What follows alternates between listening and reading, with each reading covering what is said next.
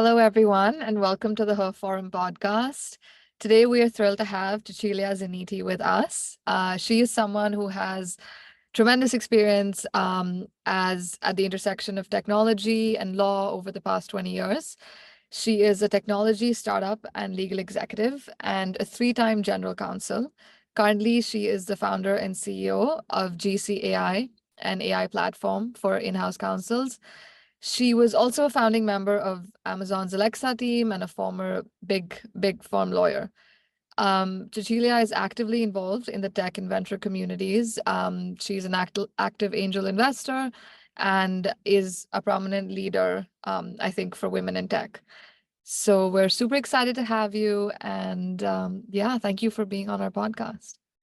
Thank you so much. I'm thrilled to be here. So I wanted to start off by asking you, so from being a big firm lawyer to becoming a founding member of Amazon's Alexa team, your time at Replit, and now, of course, with GCAI, this is not a super traditional path. And I get the sense that you've stepped out of your comfort zone and kept evolving in your career. And I was just wondering if you could share some pivotal decisions that you think you might have made in your career and that have significantly influenced your path.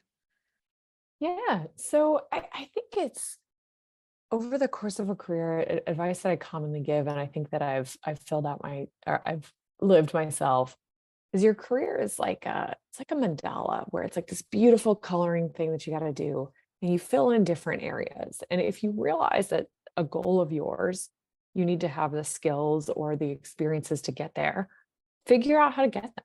Right. So for me, I knew I wanted to be a general counsel. And so my first role out of Amazon was a head of legal role. And the company actually, they thought that they needed a patent litigator. And it was completely random. And I said, look, I'm going to be the only lawyer in the door. I'll sort of parlay this patent experience into getting this role. And then it turned out that I learned a lot. We had marquee investors, and I was the only lawyer in the place. So guess what? That's how I got general counsel experience. And becoming a general counsel is sort of like, I analogize it to when you're a litigator and you haven't had a deposition yet. That first deposition, somebody's got to give it to you, you've got to prove yourself, and then you get lots.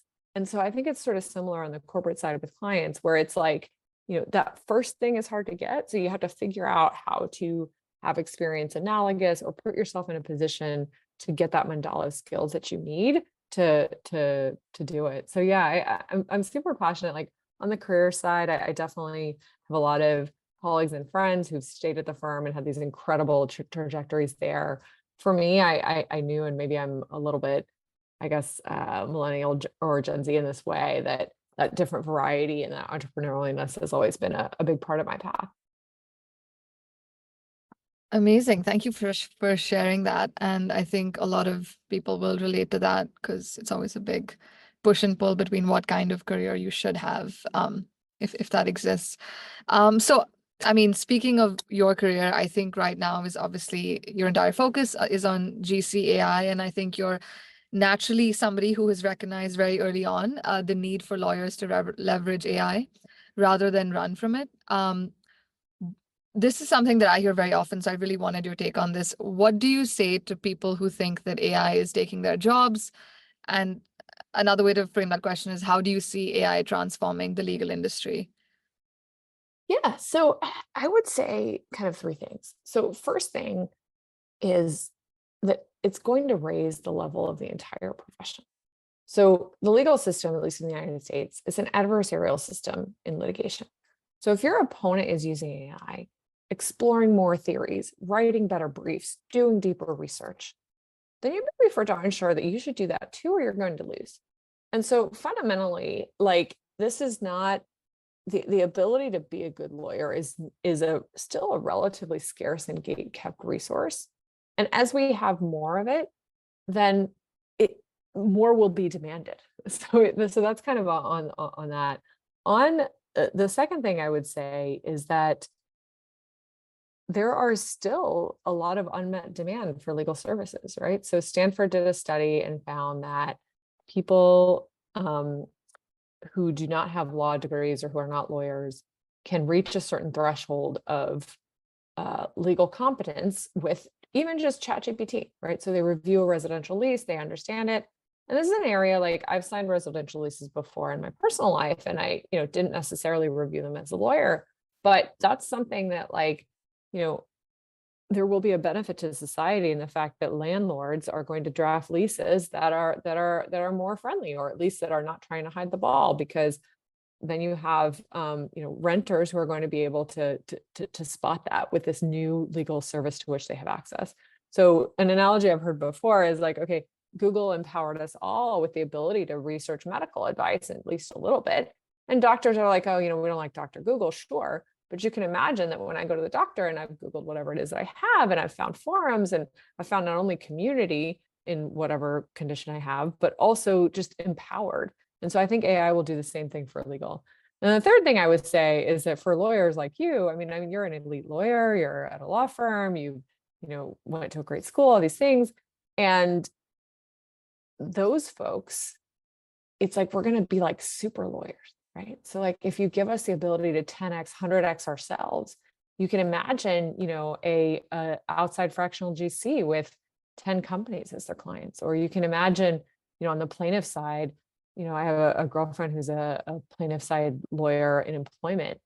And she's like, she turns away clients because she's so good. She gets such great results.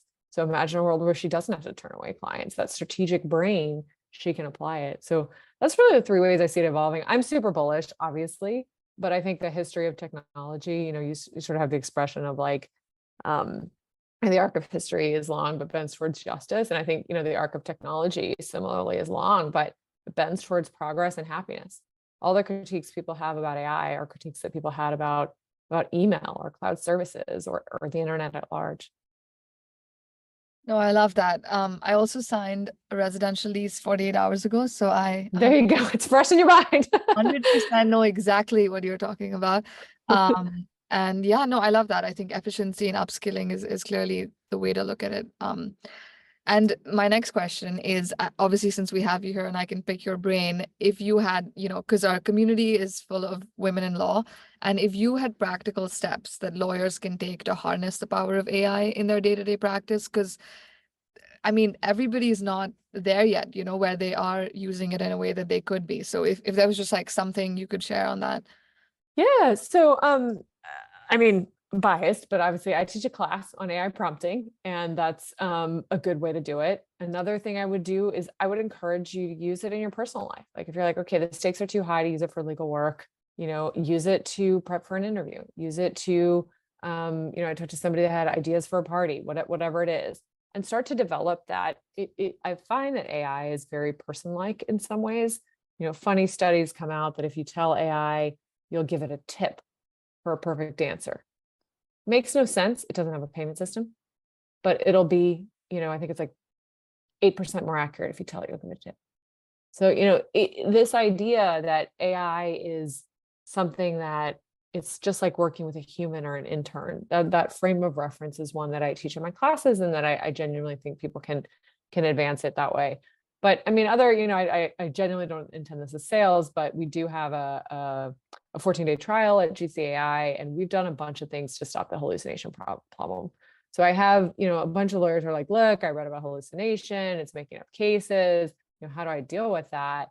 And there's a few ways. You can learn prompting, you can use a dedicated product, but I actually think that lawyers, we're in the best position to assess reality, right? Like this is what we do all day, research and use Google and apply critical thinking. So I would say, depending on your practice area, if you're super specialized, it might take some time, right? But if you're something where, particularly in areas where you're getting up to speed or you're drafting something fresh, I think AI, we're seeing, users relay to us that 1 hour tasks take 15 minutes, 15-minute tasks take 30 seconds, this sort of really exponential difference in productivity and quality, honestly. Like, so we have one user who told me, he's like, I'd pay your monthly fee just to fix my typos. So he uploads his documents and is like, hey, give us a once over, let me know of any issues. And GCAI gives him back a response. It's like, hey, you'll have to come out or whatever it is. And that level of quality is actually going to be expected. Like that's another effect of AI that I haven't mentioned, but friend of mine was a former SEC lawyer. And I asked her about AI. She said, I think the tolerance for mistakes will go down. Just like when spell check came out and it was like, okay, there's no excuse for a typo. You don't need to use whiteout or remember the whiteout tape or any of that. You don't need any of that, right? You should have a spell check. So I think it'll be similar with AI, where even the regulators will have a lower fault tolerance for foot fault. Amazing. Thank you. No, I think that's super helpful. And starting with generic advice is how I did it as well. Um, okay, since we are obviously, you've been a, a lawyer for 20 years now.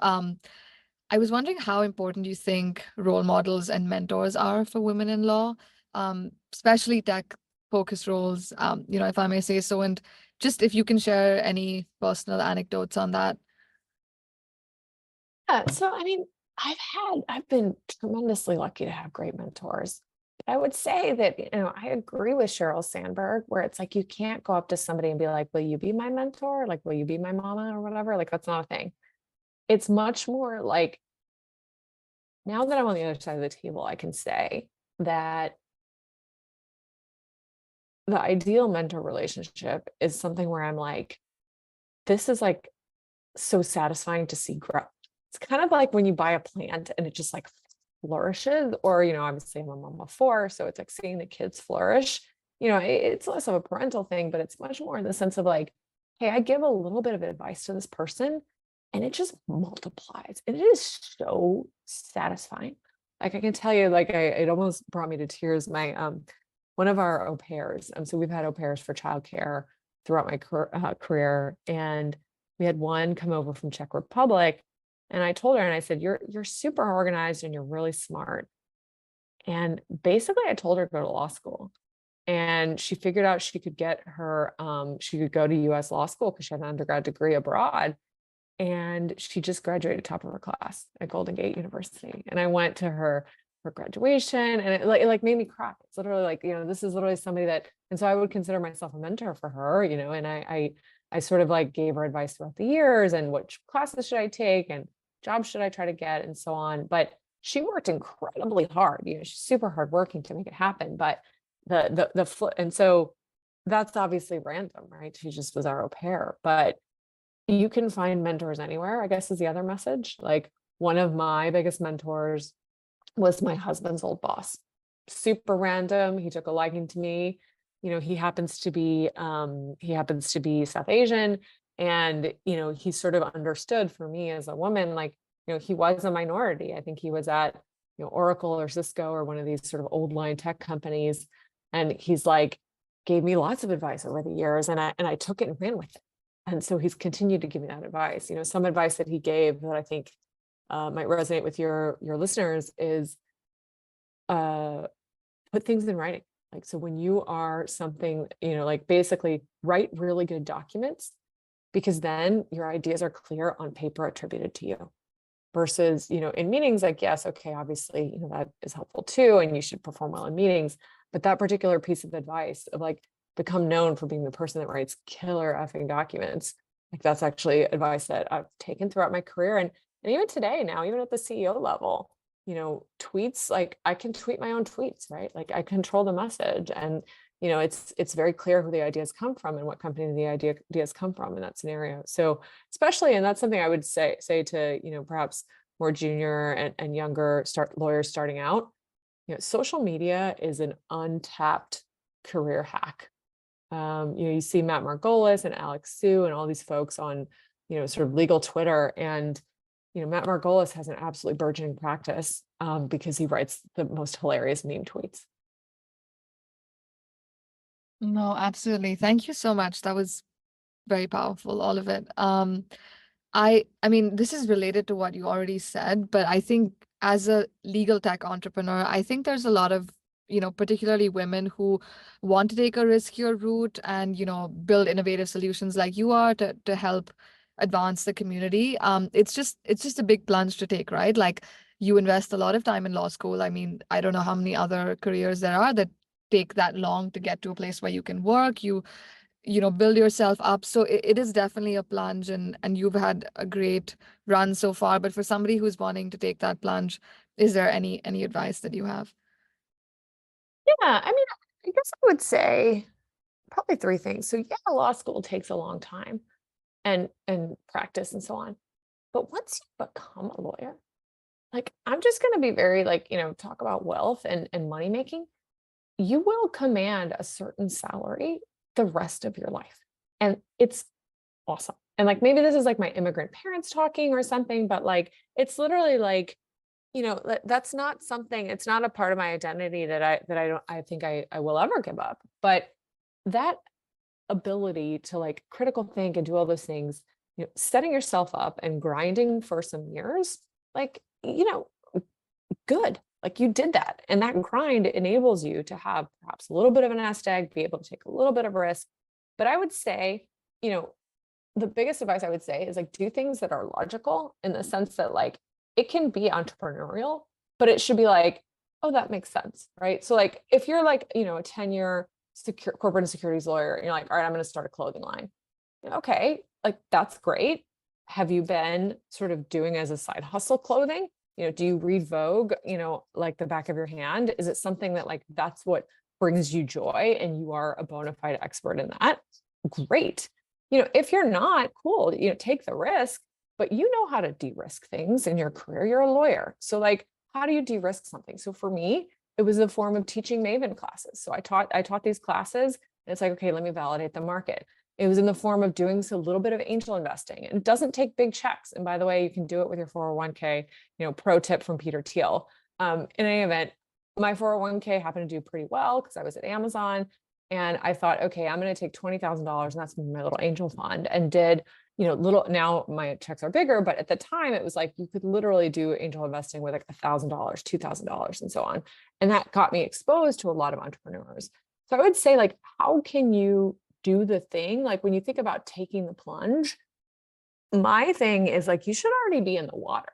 Like you should sort of like, and you can be working and, obviously it depends on your hours and whatnot, but if you are, for example, if you want to get in-house, talk to clients that you have, or start going to events of clients, start going to things, or, if your passion is, entrepreneurship, entrepreneurs, I will say, they don't know what kind of lawyer you are. You're just a good lawyer. And so like start showing up on Twitter, start showing up to events, like get out there and be the thing. The other thing I will say, another entrepreneur that I admire, Shai Mahani is the founder of In-House Connect. And he's grown that community almost inadvertently to like, I think he's got 25,000 in-house lawyers across the country on LinkedIn. And the story that he tells, I think your listeners might find interesting. He said, so he was an in-house lawyer at a company in New York, and he goes to a conference, and for the conference, instead of his badge saying, Shai Mahani, whatever his company that he worked at was, it said Shai, founder of In-House Connect. And this was only, 3 or 4 months in, or it wasn't that long into the community. It certainly wasn't 20,000 members like it is now.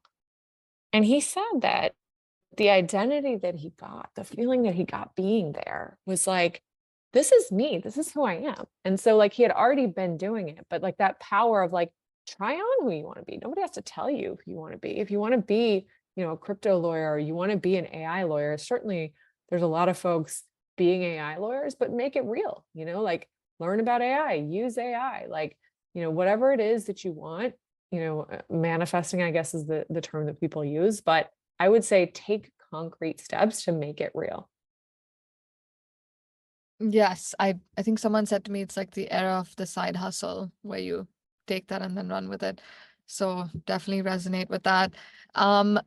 Lastly, I just wanted to ask you, what are your aspirations with GCAI? I mean, you're obviously working on this on the daily and it's going to evolve, but just what do you hope to achieve with this product? Yeah. So, I mean, I think every single lawyer will be using legal AI within 3 to 5 years. And I want at least half of them to be using GCAI. That's my goal.